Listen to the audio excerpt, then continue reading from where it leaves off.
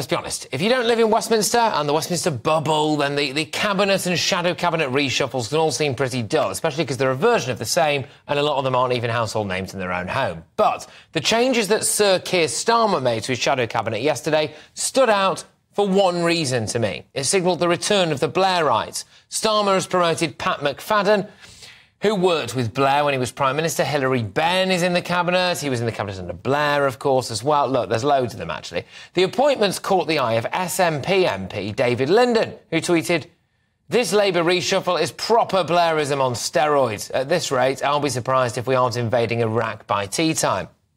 Yes, you and me, both, David, but there we go. But what does it really mean to be a Blairite? Now, Tony Blair, of course, won elections, and that is a vital thing, is the most important thing. I can completely understand why Keir Starmer wants to stack his cabinet full of people who, at some point, know how to win a general election. What's the point of turning up to play politics if you're not playing to win? However, what are their actual politics? What was Tony Blair's view? I mean, massively socially liberal, massively pro-EU, etc., very, very globalist in his outlook. But what was his legacy at a domestic level as well? Is this something that should concern people if we end up with the return of Tony Blair?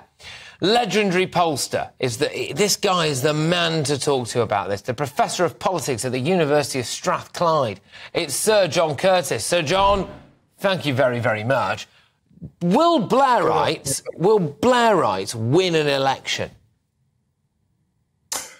Well, that doesn't simply lie in the hands of the Labour Party. The honest truth is that the reason why the Labour Party finds itself 18 points ahead in the polls is primarily not to do with what the Labour Party has done, and much more to do with what the Conservative government has done. I mean, the principal foundation of Labour's 18-point lead in the opinion polls is one, Partygate, and two, the Liz Truss administration.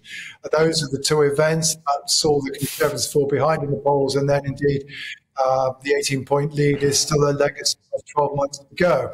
And to that extent, at least, Sir Keir Starmer has been a remarkably lucky politician. Yes, he's moved his party to the right.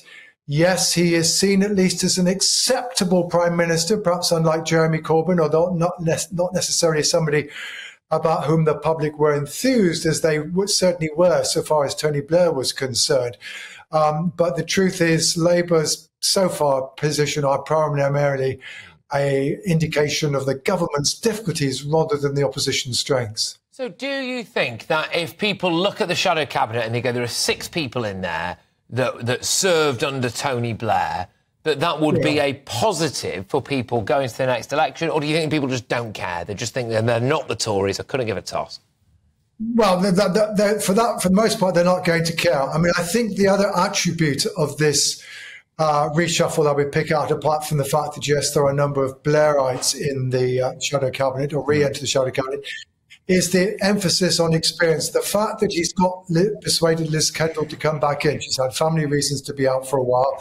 Hilary Benn, who's been outside of the shadow cabinet for a long time, spent, while Jeremy Corbyn was leader, chairing the Brexit committee, but a senior experienced figure. Now, insofar as these people succeed in communicating to the public a confidence about what Labour might do in office, then yes, their arrival might be useful. It's going to be about the message they can convey, and not simply the fact that they are there. Because, as you quite rightly say, people not know a great deal about what they do. It's also got to be about believability, though, right? As well, Sir John. I mean, yesterday we had Sir Keir Starmer coming out and saying, "I won't raise income tax." Of course, I won't. But you'll just find loads of other ways to do it, though, won't you? You'll find other ways to tax us. Gordon Brown did something very, very similar.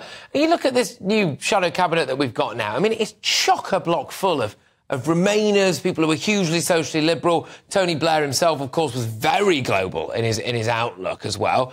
But is that the kind of politics, socially liberal politics, very pro-EU, quite globalist, is that the kind of politics that the majority of Brits want?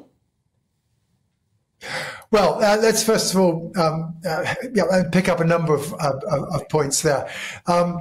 Yes, Tony Blair is undoubtedly a social liberal, but Sir Keir Starmer, at least, in his stances since he's become leader, has certainly pulled away from any attempt to be thinking of going back towards the European Union, even though most of the people who are inclined to vote for the Labour Party are now inclined to want to rejoin the European Union.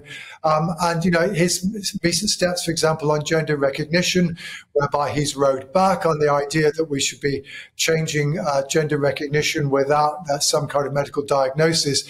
This is a politician who's founded his leadership in the last 2 years on the back of trying to win back voting voters in red wall areas, and that's led him to take a much more socially conservative path than either Jeremy Corbyn or Tony Blair were minded to do. So I'm not necessarily sure that we're going to get anything like as Blairite as that, so far as Sir Keir Starmer is concerned. I mean, the other thing, of course, which is undoubtedly true about Sir Keir Starmer's leadership so far, is he's proving to be relatively conservative in its attitudes towards welfare. There's the announcement that they're going to keep the two-child cap, at least for the time being. And one of the other distinctive features of Tony Blair's government is that it wasn't wanting to spend too much money on welfare. It actually criticised Margaret Thatcher for that and said the point of the welfare system was to get people back into work, not to give them a long-term life on welfare. So there are aspects of Tony Blair's agenda on welfare, which again, not necessarily what you would necessarily expect from the Labour Party. Interesting stuff, as ever, Sir John. Thank you very much. Sir John Curtice, the Professor of Politics at the University of Strathclyde. It's a job title that does him down. Political guru, pollster extraordinaire.